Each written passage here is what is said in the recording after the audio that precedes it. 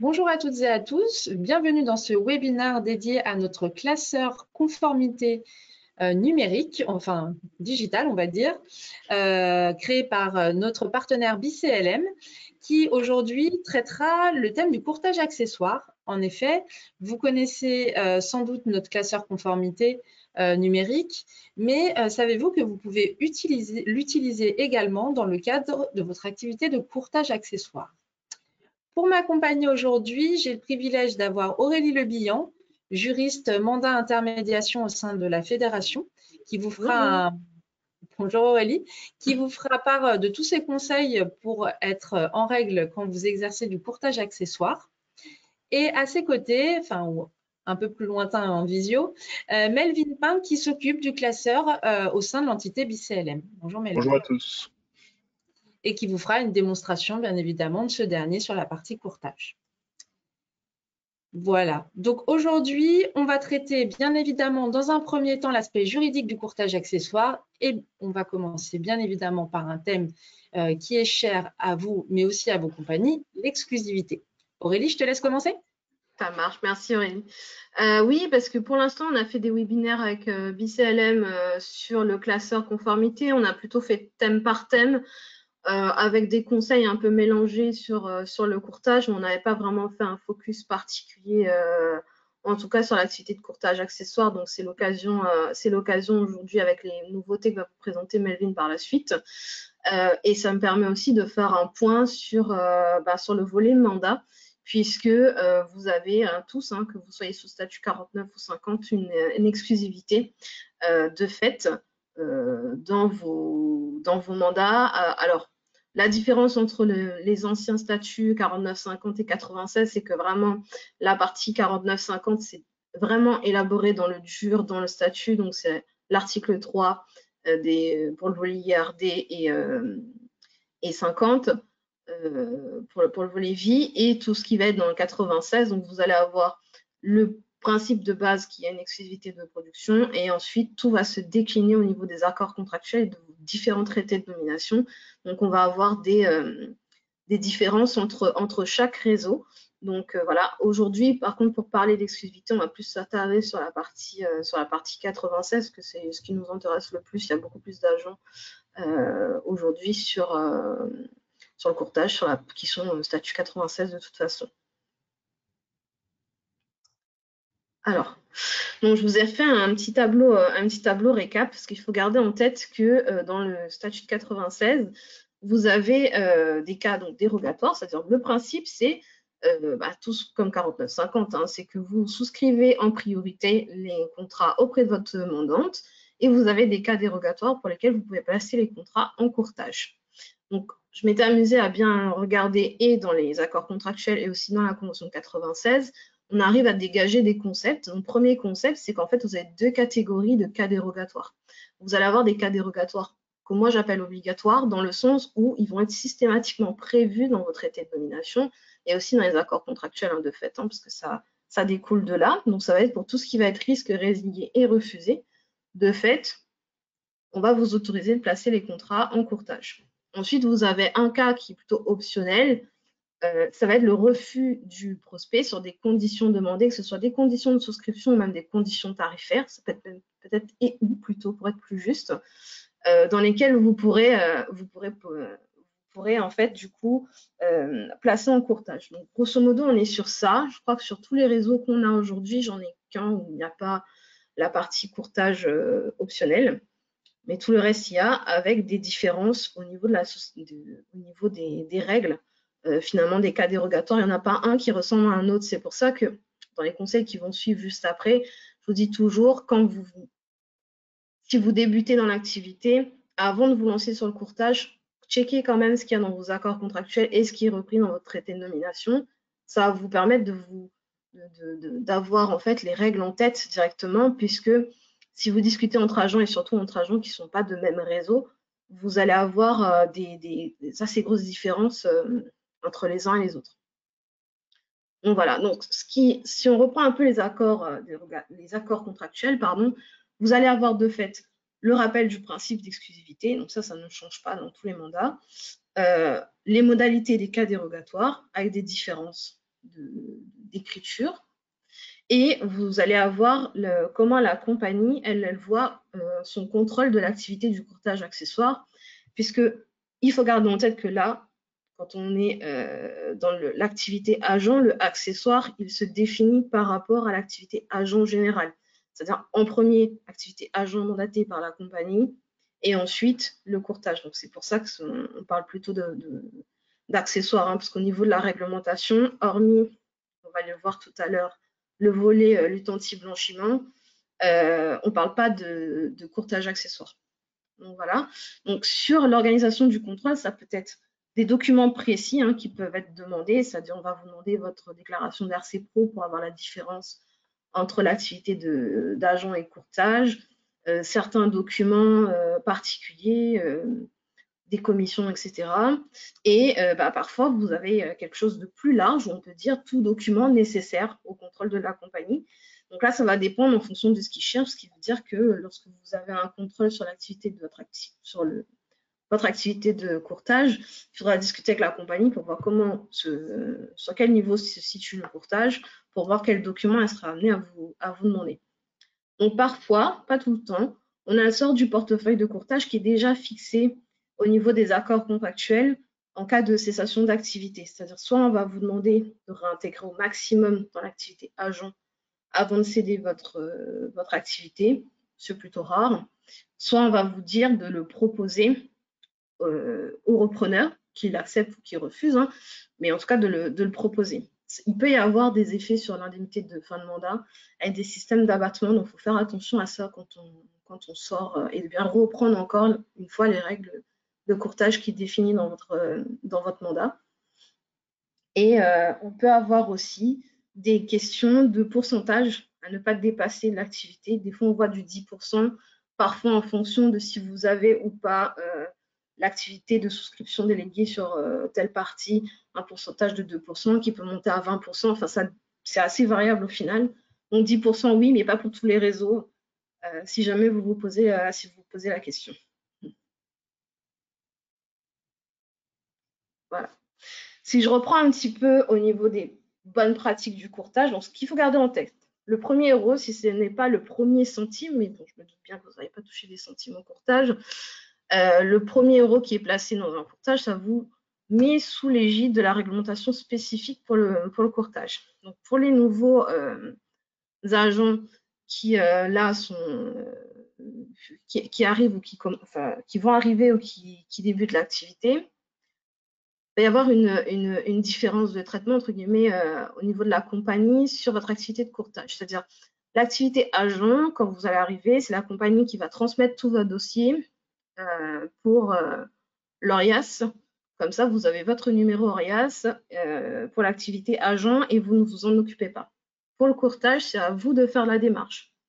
Ce qui veut dire qu'aujourd'hui, une des premières règles, c'est toujours inscrit dans le code des assurances, c'est qu'on va vous demander un CABIS. Donc, ça veut dire qu'il faut inscrire la structure, que ce soit une structure dédiée que vous ayez montée ou votre structure agent, il faut l'inscrire au RCS.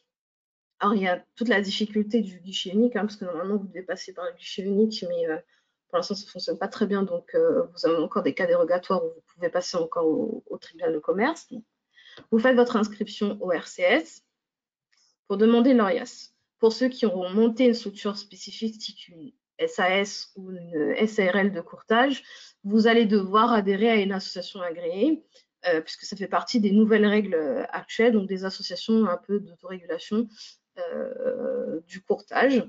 Et une fois que vous avez tout ça, vous ressortez votre capacité professionnelle, votre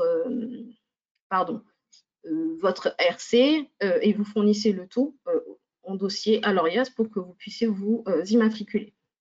Nous, ce qu'on conseille aussi, c'est qu'avant de démarrer l'activité, quand vous êtes encore dans toute la paperasse d'inscription à l'ORIAS, c'est de préparer vos documents spécifiques. Là, on prend l'angle du régulateur, donc de l'autorité de contrôle. Elle, ce qu'elle veut, c'est qu'il n'y ait pas de cafouillage entre l'intermédiaire qui se présente au niveau du client. Donc, quand vous êtes agent, vous vous présentez sous l'égide de vos documents agent général, et quand vous êtes courtier, on ne doit plus voir la partie agent général, on ne doit voir que la partie courtier. Donc, ça veut dire qu'il faut bien préparer vos papiers en tête courtage sur tout ce qui va être vos documents d'information, vos fiches conseils, etc., le tampon spécifique pour le courtage, pour qu'il n'y ait pas de difficulté et que vous soyez en règle aussi au niveau si vous avez un contrôle ACPR, on va dire, à ce niveau-là.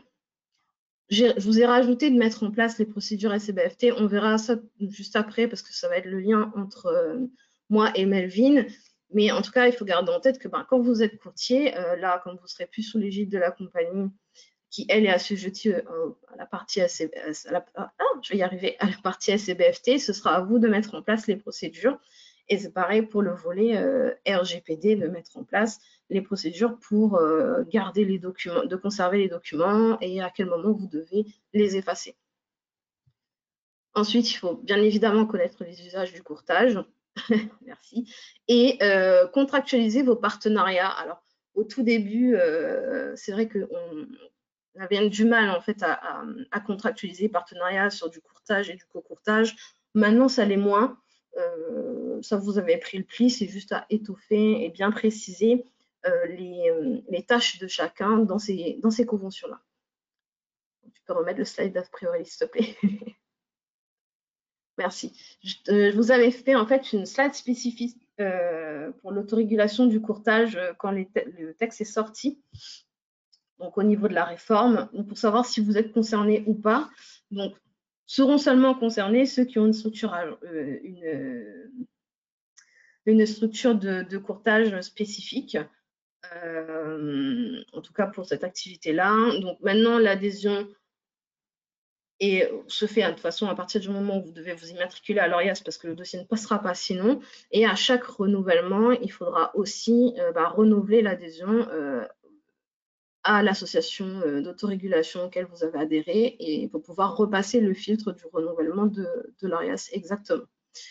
Les missions des associations, ça va être les suivantes, c'est-à-dire de revérifier les conditions d'honorabilité, si vous avez bien votre contrat d'RC Pro, la garantie financière, votre capacité professionnelle et surtout la formation continue des 15 heures DDA. Toutes les associations aujourd'hui, elles ont adhéré à un système de médiation. Le plus souvent, c'est la médiation de l'assurance. Au cas où vous avez un litige entre un consommateur et sur un des contrats que vous lui avez vendu. Donc, du coup, ça permet au niveau des traitements des réclamations d'être bien aussi au niveau de la réglementation et des recommandations ACPR. Et ces associations-là ont aussi une vocation à accompagner et donc assister, donc fournir des documents, faire de la formation, etc., juste spécifique au volet courtage. Voilà. Et Aurélie, je me permets une question, mais du coup, les 15 heures dont tu parles de formation pour DDA, c'est 15 heures côté agent et 15 heures côté courtage? C'est deux fois 15 heures. Ça va se cumuler, c'est 15 heures par activité, enfin 15 heures sur l'activité d'intermédiation, donc que vous soyez agent ou courtier. Voilà. D'accord. La seule, il faudra penser, parce que nous, on l'avait vu, la distinction dans les contrôles ACPR qui ont été faits, je crois, en 2019-2020 sur le volet formation continue. C'est-à-dire que pour qu'on puisse comptabiliser qu'il y ait bien les 15 heures qui vaut pour le volet courtage, il faut que ce soit aussi assez généraliste, qu'on ne se retrouve pas avec que des formations de compagnie plutôt spécifiques vente produit, quoi. C'est sur ça où il faudra faire attention.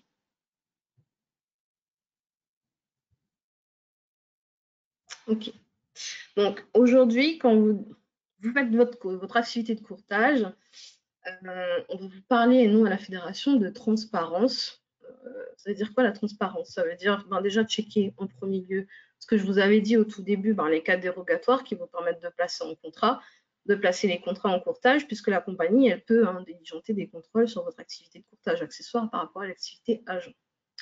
Ça veut aussi dire prouver que vous respectez bien pour la compagnie, dans le cadre du contrôle a posteriori, que vous répondez bien au cas de dérogatoire auquel vous êtes soumis. Donc, ça veut dire que quand vous avez un cas spécifique pour un refus d'un client, vous pouvez le placer en courtage, il faudrait avoir le refus du client déjà dans le dossier, avant même le contrôle de la compagnie. Nous, ce qu'on vous propose, c'est de faire confirmer toujours par écrit le refus de la proposition. Alors après, ce que je vous ai mis, c'est plutôt des pratiques, mais pour autant, il n'y a pas forcément de règles spécifiques. Là, ça va vraiment être ce que votre compagnie va demander, hein. C'est-à-dire, souvent, on peut vous demander le devis barré, donc du client qui a refusé, qui daté et signé du client, avec la preuve que vous avez fait un devis en courtage, et donc, du coup, un ordre de remplacement quand c'est nécessaire. Donc, voilà. C'est important aujourd'hui de le faire, en tout cas en toute transparence, et d'avoir les documents nécessaires en cas de contrôle de la compagnie, puisqu'on a des cas où ça peut aller quand même assez loin. Donc, je vous ai mis une décision là d'avril 2021. On s'est retrouvé avec un agent qui a été révoqué sans préavis, donc c'est une décision un peu, c'est dur, pour un défaut de transparence. C'est un cas un peu particulier, hein, si je vous résume un petit peu la situation. Il y avait une autorisation de base parce qu'il y avait une société de courtage. Donc, il y avait une levée spécifique sur le courtage accessoire. Et la compagnie vient pour faire son contrôle a posteriori. Il demande des documents à l'agent courtier pour justifier de son activité de courtage. Et il était dans l'incapacité, en fait, de sortir les documents. Parce que cette fois-ci, comme on était dans une structure avec d'autres personnes, il n'était pas seul, il fallait que ça passe en AG, etc. Et il a été dans l'incapacité de fournir les documents. Donc, résultat, il a été révoqué et du coup, sans préavis. Donc, c'est pas ce qui va arriver tous les jours. Voilà. C'est une décision un peu forte, mais pour vous dire jusqu'où ça peut aller quand on ne fait pas bien les choses au niveau de la compagnie. Voilà.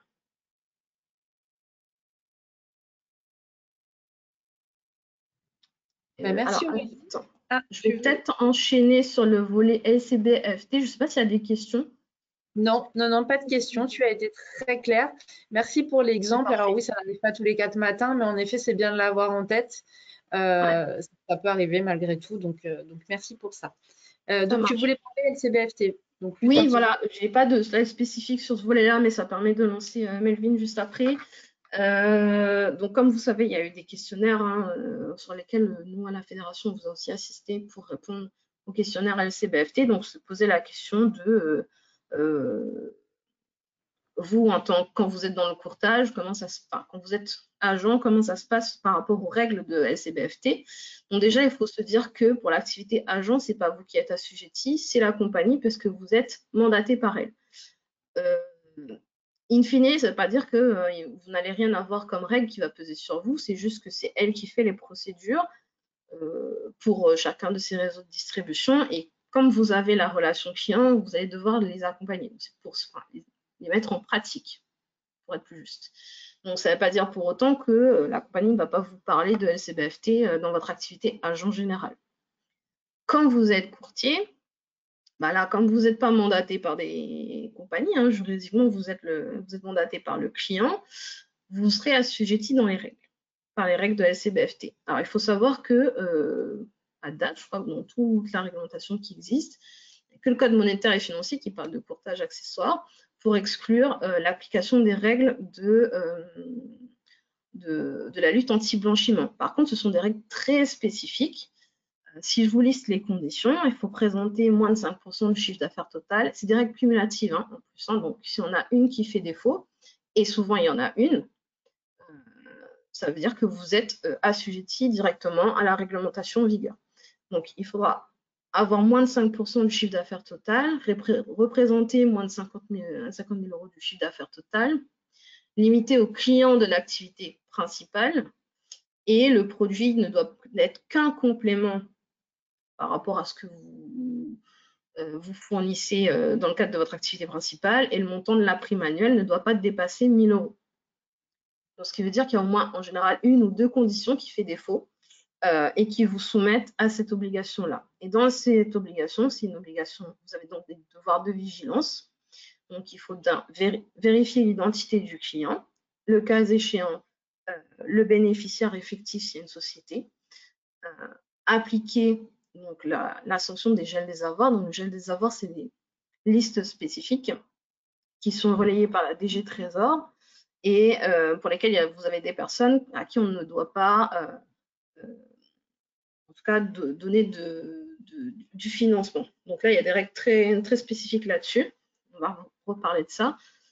Sur la vigilance, ça veut dire que vous faites votre vigilance du portefeuille et si vous détectez une personne qui est politiquement exposée, donc c'est des personnes qui n'ont pas vraiment plus de risque de financement de terrorisme et plutôt du blanchiment et de la fraude, donc il faut surveiller un peu plus ce portefeuille-là pour pouvoir aussi se mettre des alertes et réagir assez rapidement. Donc ça passe aussi par ça. Et quand vous avez un soupçon, c'est de déclarer, de faire une déclaration de soupçon auprès de Tracfin, qui est l'organisme qui va gérer toutes les déclarations de soupçon de tous les assujettis en vigueur et faire les retours nécessaires. Donc, du coup, ça veut dire que pour l'activité courtier et pas agent général, en pratique, vous avez la plateforme Hermès dans laquelle vous allez déclarer un déclarant Tracfin et un correspondant. La différence entre les deux, c'est que le correspondant, lui, il est destinataire des accusés de réception des déclarations que vous allez faire auprès de Tracfin, c'est lui qui a les codes, et vous allez avoir le déclarant Tracfin qui, lui, est chargé de faire la transmission des déclarations auprès du service. Donc, comme vous êtes des petites structures, pour le coup, c'est l'agent général peut-être dans l'activité de courtage accessoire, déclarant et correspondant de Tracfin. Mais effectivement, maintenant, il faut le faire par la plateforme en ligne Hermès. Avant, je crois que vous pouviez le faire par papier, mais maintenant, c'est tout par la plateforme. Voilà pour cette partie. Merci beaucoup Aurélie. Alors, on n'a toujours pas de questions, mais du coup, on va enchaîner directement avec Melvin qui va vous expliquer tout ça avec le classeur ACPR et nous faire une belle démonstration de l'outil qui peut notamment vous aider sur cette partie LCBFT à identifier des profils un peu compliqués que vous pourriez avoir en portefeuille. Oui, exactement. Merci beaucoup Aurélie. On voit bien mon écran d'abord, ouais, c'est bon? Oui, très bien. Oui. Ok, super. Donc moi je me présente, je m'appelle Melvin, en fait je représente BCLM, qui est une société de logiciels français qui est spécialisée en conformité réglementaire. Donc nous on est les partenaires historiques de l'AGA, on travaille avec d'autres associations professionnelles pour tout ce qui est partie courtage, et on est aussi déployé dans des mutuelles, des banques et des compagnies d'assurance, peut-être avec lesquelles vous avez un mandat. Nous aujourd'hui ce qu'on va faire, c'est qu'on va vous montrer en fait une option du classeur de conformité qu'on a déjà présenté auparavant. Donc si vous voulez voir le classeur en lui-même, l'outil, toutes ces fonctionnalités entre guillemets de base, je vous invite à vous référer en fait à un webinaire qu'on a déjà fait avec l'AGA qui est disponible sur YouTube de mémoire et peut-être sur le site internet pour voir en fait si vous voulez toutes les fonctions basiques de l'outil. Donc en fait BCLM c'est une interface. J'en profite, je te coupe, mais sur notre chaîne YouTube, vous avez accès, on a la playlist webinar et on en avait déjà fait 3 ou 4 l'année dernière sur ce sujet-là. Donc, n'hésitez pas à les re-regarder, ça n'a pas beaucoup changé. Donc, voilà. Et puis, ce qui va être important pour vous, j'en profite sur ce que dit Aurélie, c'est que quand on est venu faire les 3 webinaires l'année dernière, c'est qu'on a balayé la totalité des thématiques en fait du classeur. Je vous montrerai juste après c'est quoi une thématique. Et en fait, ça va vous donner des pistes sur ce que vous devez faire pour être totalement complet et conforme. BCLM, pour que vous sachiez, en fait, c'est un écosystème. Donc, il y a tout un tas d'outils qui sont liés à la conformité réglementaire. Nous, historiquement, le premier outil qu'on a développé, c'est les outils de filtrage que je vais vous montrer tout à l'heure, qui sont donc les outils GDA et PPE. Et selon, en fait, vos besoins et les choses qu'on vous demande, vous pouvez prendre différents outils qui vont vous permettre de réaliser la totalité de votre conformité. Vous, en l'occurrence, la plupart du temps, les seuls outils dont vous aurez besoin, si vous êtes juste agent, vous n'avez pas de mandat de courtage, ça va être juste le classeur.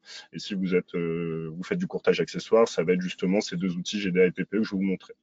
Donc en fait, pour accéder au classeur, c'est très simple. Vous cliquez sur ce module et là, vous allez arriver vraiment dans la partie de classeur de conformité où vous allez retrouver en fait la totalité des indicateurs pour vous dire en fait à quel point vous êtes complet et conforme si demain vous avez un contrôle de l'ACPR. Donc, ce classeur, il est organisé sous différentes thématiques. Donc, les thématiques, c'est ce que je vous expliquais juste avant.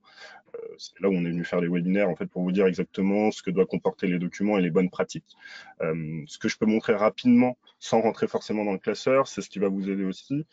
C'est que nous, en fait, on est venu vous mettre tout au long de l'utilisation des classeurs des conseils qui sont réalisés par Astra Avocat, notre partenaire, et vous, dans votre espace classeur, parce que vous avez un classeur qui est spécifique, qui a été développé en collaboration avec l'AGA, c'est qu'en plus de tous ces conseils d'avocats, vous avez également des conseils de l'AGA qui sont en dessous, et ça vous permet vraiment d'avoir toutes les explications les plus complètes pour être totalement autonome sur votre mise en conformité. Ce qu'on est venu faire à la demande de nos clients, donc courtiers de proximité et personnes qui faisaient du courtage accessoire, c'est de faciliter, en fait, si vous voulez, les interrogations sur les listes de gel des avoirs et de personnes politiquement exposées. Parce que nos outils historiques n'étaient pas forcément adaptés à la volumétrie de leur portefeuille client, que ce soit en termes d'ergonomie ou que ce soit en termes de coût. Parce que bon, c'est quand même un coût de mettre en place le filtrage gel des avoirs et personnes politiquement exposées. Mais je vous expliquerai après comment on est venu en fait déployer cette offre en partenariat avec l'AGA. Donc ici, en fait, on est venu rajouter deux onglets. Donc il y a un premier onglet qui est l'onglet client, et un onglet qui est bénéficiaire effectif. Donc l'onglet client, tout simplement, vous allez venir importer votre portefeuille dans la solution, et puis nous, on va faire les interrogations sur les listes de gel des avoirs et de personnes politiquement exposées. L'onglet bénéficiaire effectif, c'est quoi? C'est que si vous travaillez par exemple qu'avec des personnes morales, nous on peut se connecter en fait à l'INPI et au BODAC directement depuis la solution, et on va venir chercher tous les bénéficiaires effectifs des sociétés personnes morales avec lesquelles vous travaillez, et on va venir faire l'interrogation sur le gel des avoirs et sur les personnes politiquement exposées, qui est une autre demande des autorités de contrôle. Donc nous, aujourd'hui, pour vous montrer en fait ce qui se passe, c'est très simple. Je vais cliquer sur l'onglet client. Là, on va venir dissocier les clients personnes physiques et les clients personnes morales, tout simplement pour la bonne raison que les clients personnes physiques, vous allez faire l'interrogation sur les listes de gel des avoirs et de personnes politiquement exposées, et pour les clients personnes morales, vous aurez juste les listes de gel des avoirs. Donc, moi, aujourd'hui, l'exemple que je vais vous montrer, ça va être sur des clients personnes physiques, parce que la plupart du temps, c'est avec des personnes physiques que vous travaillez, et vous allez arriver dans cette interface. La première des choses en fait, que vous allez retrouver, ça va être votre portefeuille client. Donc, en fait, ici, vous allez retrouver la totalité des clients que vous êtes venu importer dans BCLM. Et comment se fait cet import? Il y a deux manières. Soit vous allez le faire de manière manuelle, ce qui va être assez long. Moi, je vous conseille plus d'utiliser cette fonction quand vous avez un nouveau client sur votre activité de courtage accessoire. Vous allez mettre son nom, prénom, sa date d'arrivée dans votre portefeuille. Si vous n'avez pas une date d'arrivée pour vos anciennes relations, vous allez mettre la date d'import en fait, de ce client dans la solution BCLM, et on va vous demander un numéro client. Donc ça, c'est toutes les informations obligatoires qu'on doit avoir pour pouvoir réaliser le filtrage. Moi, ce que je vous conseille, c'est une donnée qui est facultative, mais c'est de toujours mettre la date de naissance de vos clients. Pourquoi? Tout simplement pour la simple et bonne raison que ça va rentrer dans le calcul du scoring de risque. Je vais vous expliquer ce que c'est après un scoring de risque. Et ça va venir en fait diminuer le score de risque de votre relation d'affaires, et vous n'aurez pas forcément de traitement à faire. Le deuxième moyen d'importer vos clients, c'est tout simplement de le faire par un fichier Excel. Donc, on vous fournit un format de fichier où vous aurez toujours les colonnes obligatoires à remplir. Et puis, en fait, une fois que ça c'est fait, vous aurez juste à importer votre fichier, le glisser dans la solution, et il y a automatiquement tous vos dossiers clients qui vont se créer. Et là, vous allez retrouver en fait toutes les spécificités de l'outil. Quand vous allez, la plupart du temps, intégrer un client, vous allez retrouver ici un code couleur. Le code couleur est très simple, ça veut dire que vert, c'est-à-dire que vous n'avez pas de potentiel risque vis-à-vis de cette relation d'affaires. Orange, c'est que vous avez un risque potentiel et donc vous allez devoir effectuer un traitement que je vais vous montrer juste après sur cette personne pour savoir si oui ou non cette personne est bien sur les listes de gel des avoirs, s'il s'agit juste d'une homonymie ou si en fait par rapport à l'algorithme de matching, ça a remonté ces personnes, mais en fait c'est pas du tout fait. Et une fois que vous aurez fait ce traitement sur un potentiel dossier de risque, il y a un code couleur en 3 niveaux qui va s'effectuer. Ça va être le bleu qui va dire que c'est non concordant, donc que vous pouvez bien travailler avec cette personne et que vous ne l'avez pas qualifié comme un dossier de risque.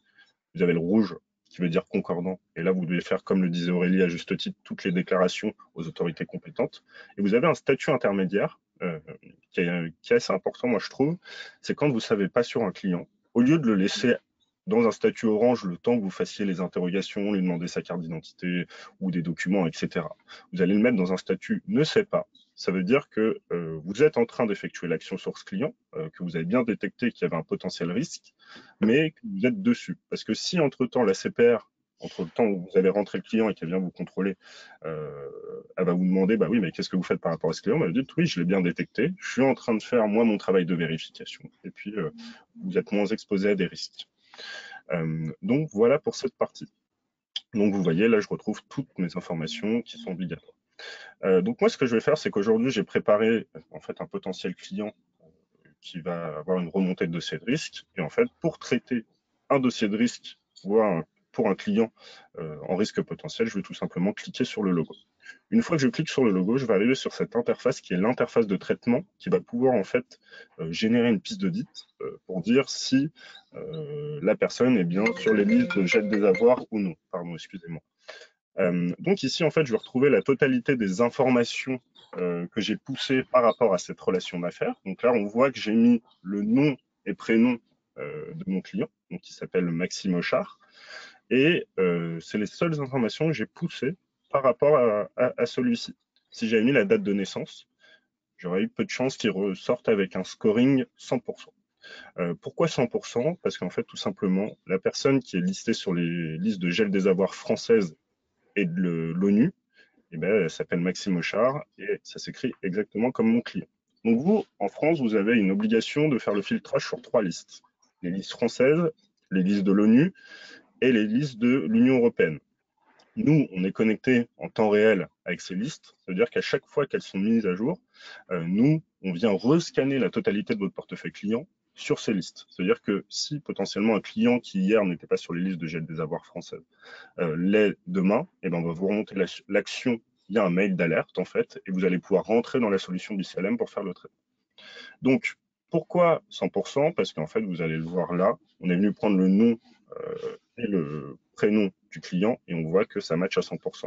Si on était venu mettre la date de naissance du client, on aurait eu une pondération différente et on n'aurait pas forcément eu ce dossier de risque à traiter parce que là, on voit qu'on a la date de naissance de cette personne et qu'elle est née en 1982.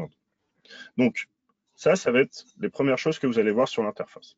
Ensuite, si vous voulez des informations complémentaires pour qualifier votre dossier de risque, vous allez tout simplement cliquer sur les loupes qui sont ici. Donc, vous avez deux loupes. Vous avez la loupe BCLM qui va vous emmener en fait sur la fiche exacte de cette personne. Et là, vous allez retrouver tout un tas d'informations qui vont vous permettre de en fait qualifier ou non ce dossier comme un dossier concordant ou non concordant. Donc, on va retrouver nom, prénom, date de naissance, lieu de naissance, et éventuellement même un numéro de carte d'identité selon les personnes qu'on a en face de nous. Puis là, on va également retrouver en fait une courte description de ce qui est sur le site du gel des avoirs français. Pareil, si je vais sur ma liste de l'ONU, je vais avoir d'autres informations, parfois un peu plus détaillées, qui vont me permettre en fait de savoir exactement ce qu'a fait cette personne. Donc, voilà toutes les informations que nous, on a par rapport à ces listes. Et ce qui est plutôt pratique, c'est que vous avez aussi un lien directement Google parce que la plupart du temps, ces personnes qui sont sur les listes de gel des avoirs, en fait, bah forcément, elles ont été exposées dans la presse ou sur différents moteurs de recherche. Et si vous cliquez ici, donc, vous avez tout simplement à faire image et en fait, on va retrouver la tête de ce monsieur Maxime Auchard. Et ça, bah, souvent, comme vous avez la pièce d'identité, ça vous permet en fait d'avoir un élément en plus pour venir qualifier ce dossier de non concordant ou concordant. Je vais fermer ici et on va revenir ici. Donc là, qu'est-ce que je vais faire une fois que j'ai fait tout ça? Donc j'ai vérifié toutes les informations via les deux listes. J'ai éventuellement été sur Google et moi, en fait, je vais tout simplement maintenant venir voir les interrogations, enfin les informations de mon client que j'ai en base. Donc moi, en fait, je vais pouvoir dire assez rapidement, on va prendre le principe que mon client Maxime Auchard, bah, il s'appelle bien Maxime Auchard, donc il y a une homonymie par rapport à ces deux personnes, mais en fait, il y a un élément qui va venir me permettre de qualifier ce dossier de risque de non concordant, c'est tout simplement qu'ils n'ont pas la même date de naissance. Donc en fait, on va vous demander, si vous voulez, de faire une courte enquête sur cette personne et de mettre des commentaires. Donc nous, on a tout un tas de commentaires préconfigurés. Donc là, je vais mettre que la date de naissance n'est pas concordante. Je valide. Là, on voit que mon commentaire est bien enregistré. Et j'aurais pu mettre, par exemple, le lieu de naissance n'est pas concordant à la main. Je l'aurais rajouté aussi. Une fois que j'ai fait ça, moi, ce que je vous conseille toujours, c'est de mettre une pièce justificative des informations que vous avancez. Et vous allez tout simplement cliquer sur « Ajouter une pièce jointe ». Ici, vous allez pouvoir mettre carte nationale d'identité. Donc, en plus d'avoir son lieu de naissance, vous aurez aussi le numéro par rapport à la carte d'identité de Maxime Auchard qui a été renseigné, qui vous dit qu'en fait, c'est bien pas les mêmes personnes. Donc, voilà. Et une fois que j'ai fait ça, je vais tout simplement venir cliquer sur mes statuts qui vont changer. Donc là, on voit que pour l'instant, mon dossier de risque, il est en risque potentiel. Et là, je vais avoir le choix de le mettre dans un état de concordant par rapport à cette liste, de non concordant toujours par rapport à cette liste, ou le statut ne sait pas, peut-être que je vous disais tout à l'heure. Là, en l'occurrence, pour les deux listes, comme c'est la même personne, je vais pouvoir mettre le statut non concordant. Et on voit ici que le statut du dossier de risque a changé et qu'il a bien été traité comme non concordant. Faut savoir que si aucune information sur cette personne ne bouge de votre côté ou dans la liste de gel des avoirs française de l'ONU et de l'Union européenne, vous n'aurez pas ce retraitement à faire à chaque fois qu'on va recalculer le client. C'est quelque chose qui va se faire automatique. On part du principe que vous l'avez fait une fois, qu'aucune information a changé. Il restera juste en base pour dire que vous l'avez bien traité, mais vous n'êtes plus exposé à un risque par rapport à cette personne. Par contre, s'il y a un changement par rapport aux informations qui sont dans la liste, en fait, la CPR va nous demander de remonter à nouveau ce dossier de risque et vous aurez un autre traitement pour bien vérifier que par rapport aux premières informations, cette personne est toujours non concordante. Je vous disais tout à l'heure qu'il était important d'avoir en fait une référence externe qui correspond à votre numéro client. Pourquoi? Parce que tout simplement, la référence externe, c'est ce qui va vous permettre de retrouver la piste d'audit qui est liée à ce client. Qu'est-ce que c'est que la piste d'audit? C'est la preuve que vous allez fournir aux autorités que vous avez bien fait ce travail par rapport à votre relation d'affaires. Et en fait, c'est tout simple, c'est une fiche que vous pouvez télécharger au format PDF et qui va reprendre la totalité de ces informations. Donc, toutes les informations que vous avez poussées par rapport à cette relation d'affaires, l'historique des statuts. Donc là, on voit que je suis venu pousser ce client à 9h37 aujourd'hui et que je lui ai fait le traitement à 11h35. Je l'ai passé dans un risque potentiel à un risque non concordant. On voit la date du dernier contrôle. On voit le commentaire que j'ai mis. Ici, on aurait éventuellement retrouvé la carte nationale d'identité si je l'avais poussé en tant que pièce jointe. On retrouve toutes les listes obligatoires sur lesquelles, en fait, j'ai fait l'interrogation. Et là, vous voyez, ce qui est très important, c'est que pourquoi c'est mieux pour vous de mettre en place un outil, parce qu'en fait, les listes de gel des avoirs, elles bougent énormément. C'est-à-dire que là, la dernière mise à jour de la liste française, ça a été le 31 janvier. L'ONU, ça a été cette nuit. Et alors, Sanction Réussie, c'est une liste qui est propre à nous, parce qu'en fait, parfois, il y a un décalage entre les informations que nous fournissent le Trésor et la mise à jour de la liste française. Du coup, pour que vous ne soyez pas lésés, nous, on vous met les informations avant. Et puis là, on a la liste de l'Union européenne qui a bougé le 30 janvier. Et vous voyez, ces listes, elles n'ont pas forcément bougé en même temps. Pour autant, on va souvent retrouver les mêmes noms sur ces trois listes. Donc voilà, ça c'est une partie d'explication. Et puis là, on va voir la date du premier contrôle et la date du dernier contrôle. Et c'est ça, comme justificatif, que la CPR va vous demander pour être sûr en fait, que vous remplissez bien votre obligation au niveau du filtrage sur les listes de gel des avoirs et de personnes politiquement exposées. Il faut savoir que l'interface de personnes politiquement exposées, c'est exactement la même en termes de traitement que celle de gel des avoirs. Il n'y aura pas de changement. Le seul changement qu'il va avoir sur cette partie-là, ça va être les listes. Parce qu'aujourd'hui, il n'existe pas de liste données par les gouvernements de personnes politiquement exposées. Donc nous, ce qu'on vient faire, c'est qu'on vient récupérer toute la donnée de sources fiables et vérifiées. Et puis on vient composer des listes qu'on vous met à disposition directement dans l'outil. Et si je reviens à mon classeur de conformité, à mon onglet client personne physique, on voit qu'il y a bien eu un traitement au niveau de Maxime Auchard, qui était tout à l'heure dans un statut de dossier de risque potentiel.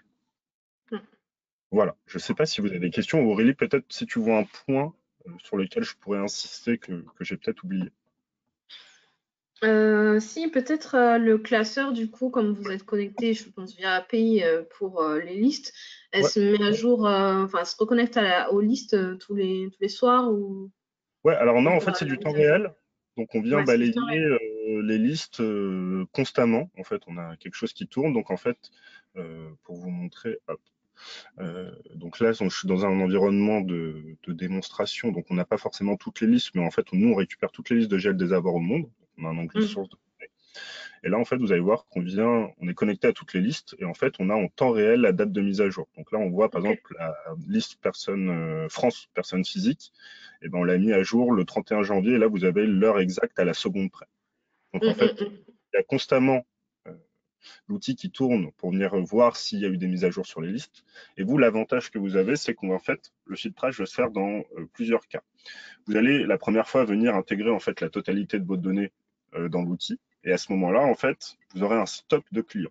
Donc là, ce stock, on va venir le balayer de manière quotidienne à chaque fois que les listes bougent et à chaque fois que vous venez changer une information éventuellement sur un client. Donc ça vous permet d'avoir un contrôle qui est fait en continu. Moi, je vous conseille, une fois que vous avez un stock bien définie, c'est de faire du manuel, vous allez venir ajouter vos nouvelles relations d'affaires à la main, et de faire, en fait, si vous voulez, une mise à jour de manière régulière, si vous pouvez toutes les semaines, sinon toutes les 2 semaines, sinon tous les mois, pour être sûr que vous n'avez pas oublié un client et que vous faites bien ce travail d'interrogation sur les listes de gel des avoirs et de personnes politiquement exposées. Voilà.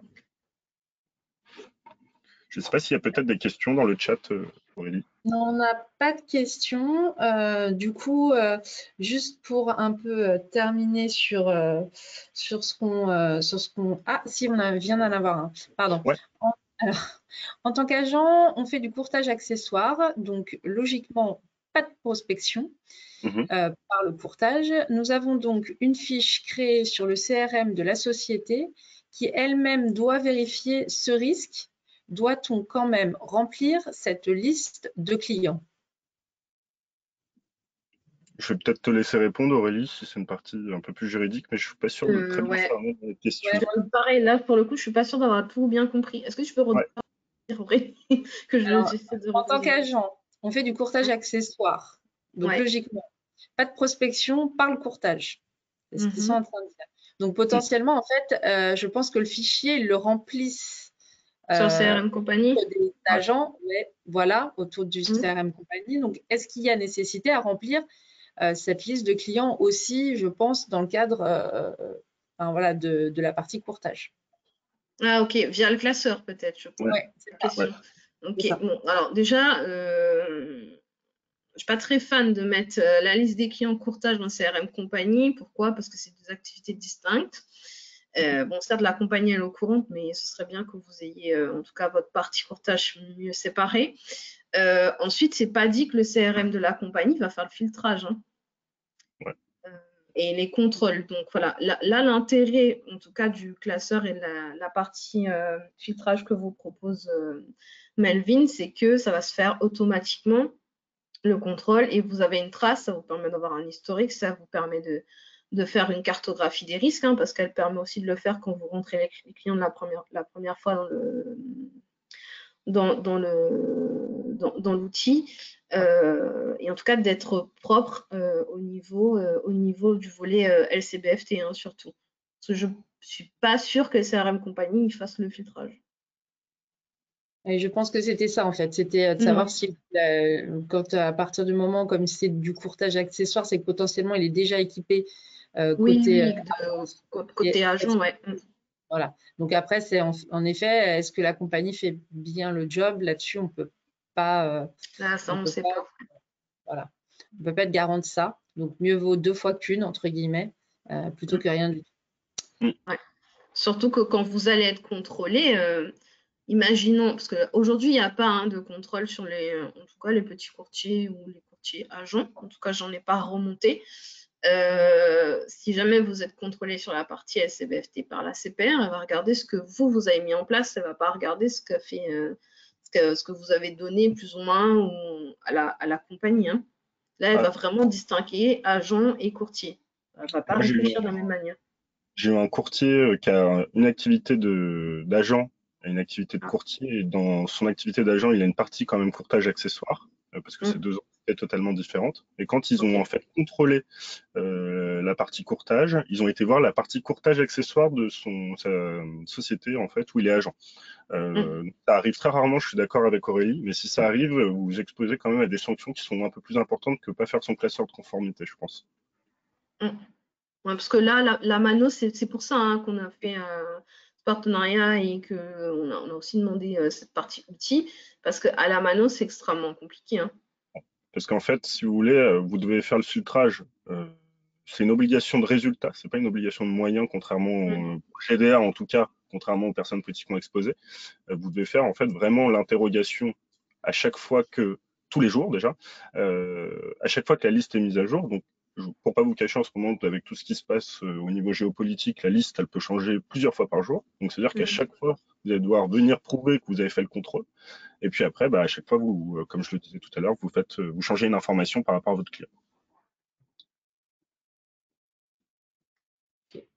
Pas d'autres questions. Moi, je voulais juste finir pour rappeler le prix, en tous les cas, l'accessibilité au classeur numérique en tant qu'adhérent à partir de 277 € TTC par an et l'option de filtrage de gel des avoirs, là, c'est 60 € TTC par an.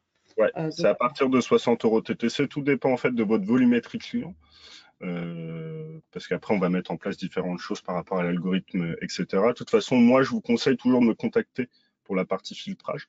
Même pour la partie classeur, hein. Mais de me contacter, comme ça on pourra vraiment avoir un échange approfondi sur la solution, peut-être rentrer dedans, parce que là bon, on le présente, on n'est pas rentré notamment dans le fond de certaines choses, comme ça on prendra bien le temps, moi je vous expliquerai, il n'y aura aucun souci. Ouais. Et moi, pour compléter, le partenariat aussi, c'est... Alors, vous avez sur le classeur les conseils donc d'Astrée et d'AG1, mais vous avez aussi des modèles. Donc sur la partie courtage, on en a aussi, on en a pour vous aider à contractualiser vos partenariats, donc les conventions de co-courtage. On a les fiches, les documents d'entrée en relation pour le courtage. On a les ordres de remplacement. On a aussi depuis peu alors ça du coup c'est Isabelle qui nous avait fourni, mais vous avez la procédure cadre pour le SCBFT sur la partie courtage. Donc tout ça, ça peut être communiqué, quoi. Et donc toujours notre équipe de 3 juristes mandat et intermédiation, donc Nilda Isden, Aurélie que vous venez de voir là dans ce webinaire et Rémi Basilio qui peuvent vous apporter conseils, expertise en cas de questionnement. Donc voilà, je voulais terminer là-dessus.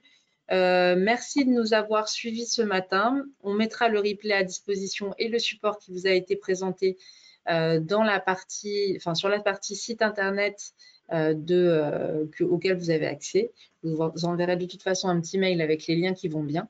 N'hésitez pas à poser des questions, à revenir vers vous. Merci Melvin, merci Aurélie. Merci à tous.